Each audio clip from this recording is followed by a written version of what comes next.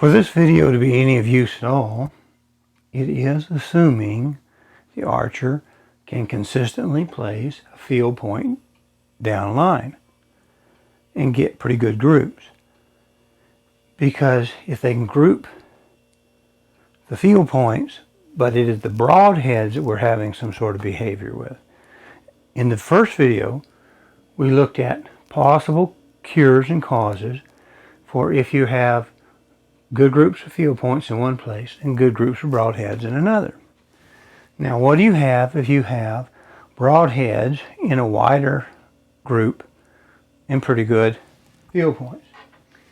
Well, I'm not going to go through spine because I don't have time, because the video is already going to be way too big. So I'm going to go through just the very basics. I have a very thin arrow here. And if your arrow is not stiff enough, if the spine's not right, when you fire it, you're going to get the bowing and the vibration. Now with a field tip, it's smooth up here. There's no vein-like things in front.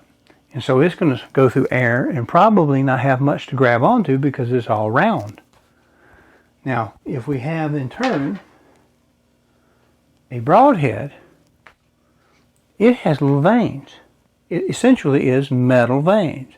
So if it's doing the vibrating on the front, it's going to catch some air.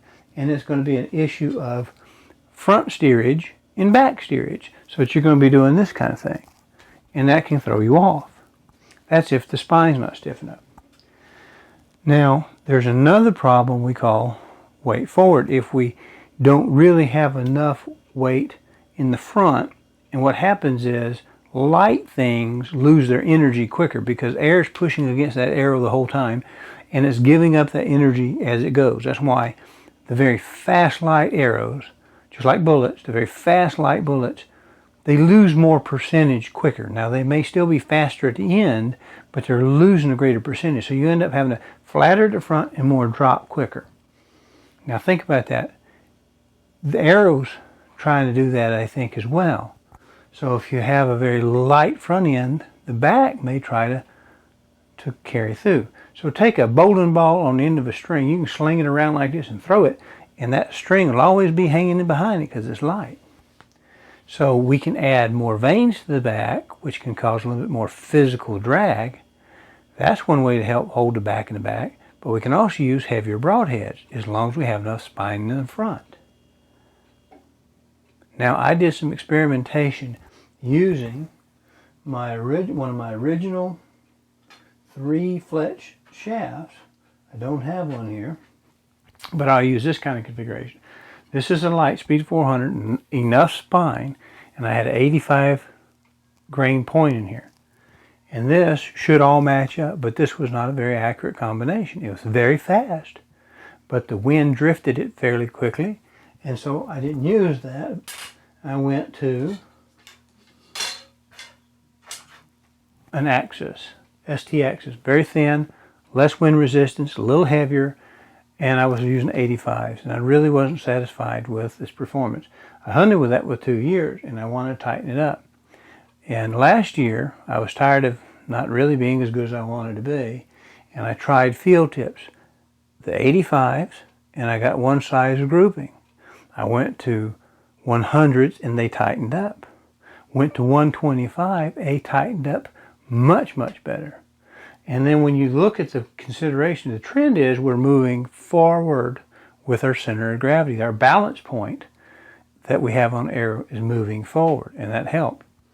So I tried it with broadheads, and it actually tightened up. The best group I had was with 125 grain broadheads, which I have some because it's what I shot in a crossbow.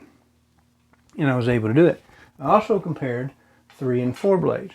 With the 3 vein configuration, I got the best results with 3 blades aligned with the veins.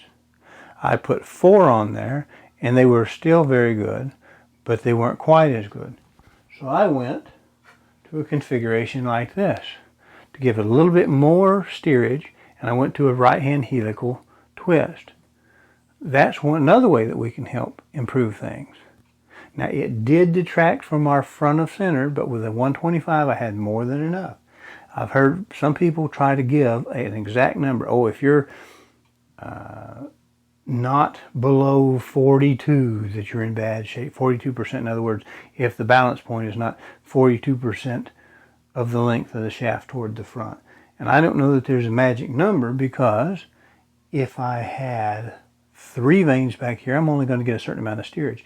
If I'm able to rotate it at a certain rate, I'm going to get a different amount of steerage out of it, stabilization, because I'm able to spin it. Here is an example, because this is a 2219, a fat shaft. Look at how much, using the same vanes, the same boning vanes, look how much more of a twist I'm able to get with that short vane. Now, if you're using a very narrow axis, such as this, that's almost straight. So I'm not able to get a lot of stabilization with it. So how do you get more stabilization with a thin carbon arrow? Well, you can go to a longer vane. You can also go to an additional vane. Now, I'm sure you're like I am. As you go through time, you use the vanes you have. You may change your color combinations. You find you can't find certain things in the woods like you thought you were going to be able to find. I discovered pink shows up pretty darn well. In fact, if they made this axis arrow wind pink, I would use it, because there's not a lot of pink on my floor in my woods. But my pink blazer vanes, the ones with the word blazer written on them, are over 6 grains apiece. They're shorter, and they may be made out of a different material. I don't know. The original stock that I had plenty of are longer, and they weigh in the 5.1 to 5.5 compared to the pink, which are shorter and in the 6s. So I don't know if that's because these are older and they've off-gassed and the plastic is more mature, or if they're just a different run, different batch, and have changed formulations. But being 4-vaned, I can actually put the like weighted on this side and the like weighted on that side. And that gave way to a new product that I used last year. This is flex-fletch. They're glow vanes. And I had the same problem with them. The green really doesn't show up all that well in certain times of year, because it's sort of a light pale green. But you have to shoot them all together at the same time, as in this 3-fletch, because you have to match them. They don't match even in the weight of their colored vanes of the same type. But if I go 4-fletched, I could put 2 of theirs and 2 blazers. And let's see how this works. If I can turn my light out, I don't know if the camera will pick that up, but it's a fairly decent alternative. And in low light, the ending of the light, the fluorescent orange knock and the pink and the yellow and those glow vanes show up a lot better than you might think they do. And it's a lot cheaper than those expensive knocks that go in the end.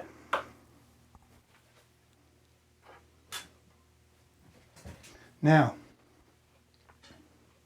I have determined to some extent, using a different arrow shaft. This is an STXL.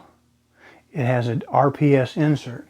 And the difference between the RPS insert, the RPS ST, is if you can see the end of that shaft, this I have to trim and sand off to make sure I'm exactly square. This RPS insert, when it goes in that shaft, it's got that metal ring, and so I have a flatter surface. So if your broadheads are crooked, like in this case, if they're off to the side, this one arrow may tend to always dive off on one side. Hence, we number that arrow. And we can get an idea. Is one arrow consistently going up high, up high, up high, or am I just all over the place with it? And that's one other reason why you only shoot one broadhead at a time, even if it's got a practice blade in it. Now let's look a little bit at the broadheads themselves, because they can have an effect and feature over how things fly.